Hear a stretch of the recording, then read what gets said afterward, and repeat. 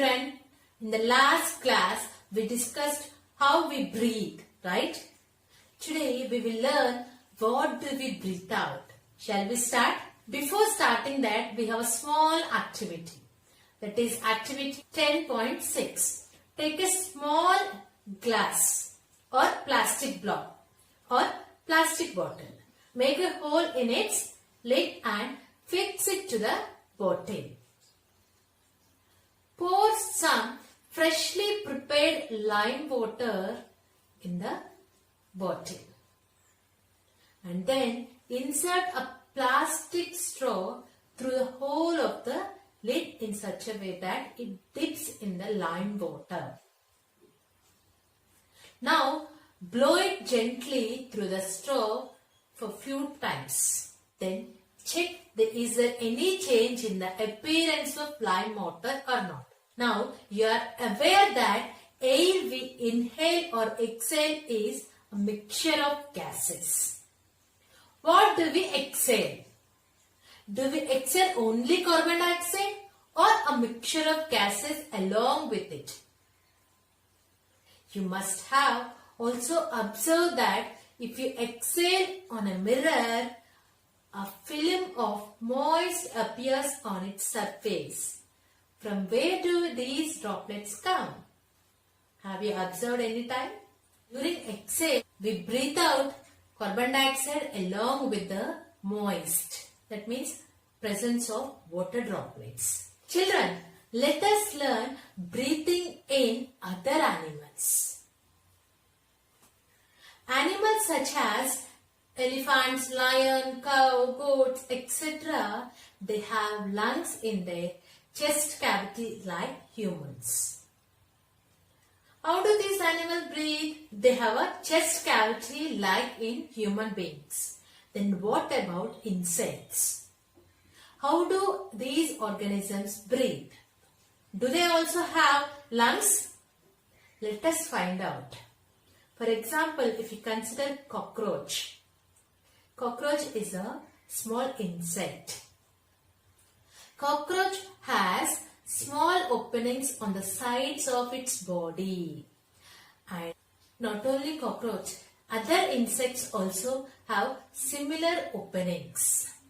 These openings are called spiracles. Already we learned about spiracles in grade 5 and grade 6. What are the breathing organs in insects? Yes, spiracles. Insects have a network of air tubes called trachea. What is that? Trachea.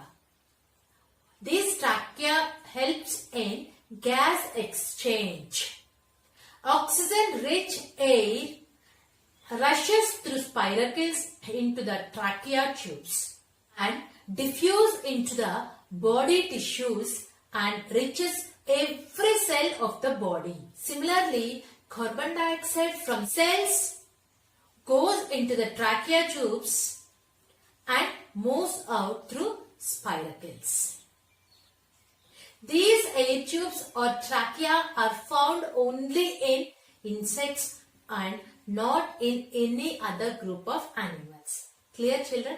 How do insects breathe? Insects breathe through spiracles, and spiracles have inside the spiracles there is a network of air tubes called trachea.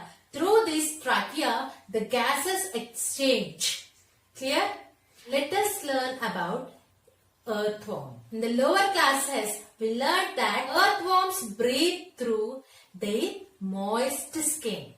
The skin of an earthworm feels moist and slimy on touch. Gases can easily pass through them. And not only earthworms, frogs also have this moist skin. Frogs have two different breathing organs. First one, moist skin, which helps to breathe in the water, whereas they have pair of lungs like human beings. These lungs helps when they are on land. Now let us learn breathing underwater. Children, Can we survive in water? Yes, we can survive in water with the help of oxygen cylinders. Then what about the organisms which live in water? How do they breathe underwater? Yes. In the lower classes we learned fishes have a special breathing organs called gills help them to breathe in the water. These gills in fish help them to use oxygen dissolved in water. This is also called dissolved oxygen. Okay.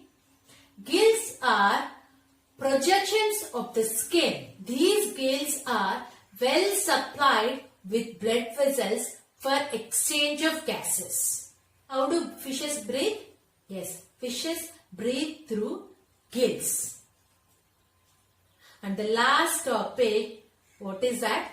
Do plants also respire? Yes, like other living organisms, plants also respire for their survival, as you have learnt in grade 6. They also take in oxygen from the air and give out carbon dioxide.